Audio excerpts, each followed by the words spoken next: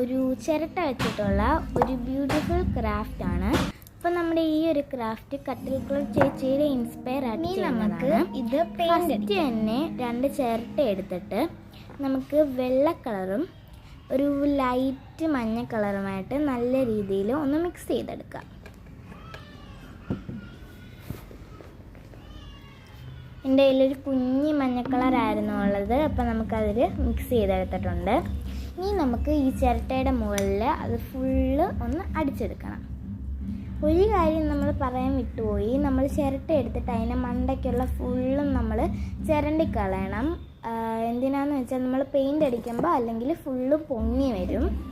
അപ്പം നല്ല രീതിയിൽ ഒന്ന് പെയിൻ്റ് അടിച്ചെടുത്തതിന് ശേഷം നമുക്ക് അതിൻ്റെ മണ്ടയ്ക്കത്തെ ഭാഗത്ത് ഇങ്ങനത്തെ ഒരു ഫ്രോക്കിൻ്റെ മണ്ടയ്ക്ക് പോലുള്ള ഒരു ഡിസൈൻ വരച്ചു കൊടുക്കാം. അതിനുശേഷം നമുക്ക് അടുത്ത ചിരട്ട എടുക്കാം. അതിലേക്ക് ഫുള്ള് ഒരു ഡാർക്ക് മഞ്ഞ കളർ അടിച്ചു കൊടുക്കാം.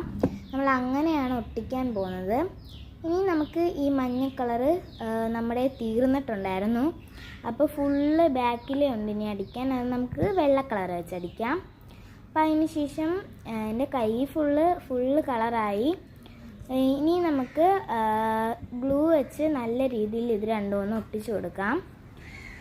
അതിനു മുമ്പ് നമുക്ക് ഈ മണ്ടക്കത്തെ ഭാഗത്തിൽ മുടി ഇങ്ങനെ വരച്ചു കൊടുക്കാം. അതിനുശേഷം നമുക്ക് അതിൻ്റെ വായും കണ്ണും എല്ലാം ഒന്ന് വരച്ചെടുത്തിട്ടുണ്ട്.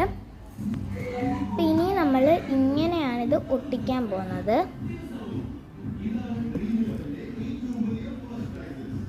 അപ്പം നമുക്ക് ഈ ഗ്ലൂ വെച്ച് ഇത് നല്ല രീതിയിൽ ഒന്ന് ഒട്ടിച്ചെടുക്കാം. അപ്പം ഞാനിത് നല്ല രീതിയിൽ ഒന്ന് അടിച്ചെടുത്തിട്ടുണ്ട്. ഇനി നമുക്ക് ഇത് പൊക്കി ഒന്ന് കാണിച്ചു തരാം. ഇതാണ് ഇപ്പം നമ്മുടെ ഫൈനൽ ലുക്ക്. അപ്പോൾ ഇതിൻ്റെ ബാക്ക് സൈഡിൽ നമുക്ക് പ്ലാന്റ് എല്ലാം വെക്കാവുന്നതാണ്. പക്ഷേ എൻ്റെ കയ്യിൽ ഇപ്പോൾ പ്ലാന്റ് ഇല്ലാത്തതുകൊണ്ട് ഞാൻ എൻ്റെ കയ്യിലുള്ള റോസാപ്പൂ വെച്ച് അഡ്ജസ്റ്റ് ചെയ്തു. അപ്പോൾ ഇതാണ് നമ്മുടെ ഫൈനൽ ലുക്ക് വന്നിട്ട്.